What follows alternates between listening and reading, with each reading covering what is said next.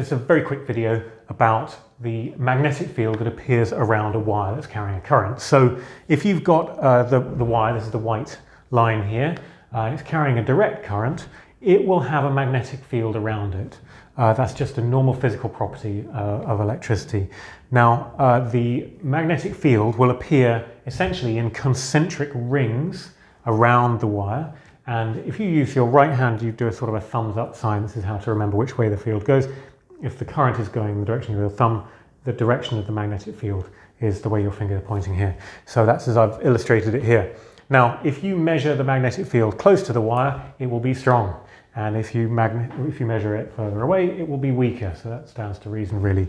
But you can actually change the strength of the magnetic field itself if you increase the current. So if you put more electric current through the wire, that will increase the magnetic field.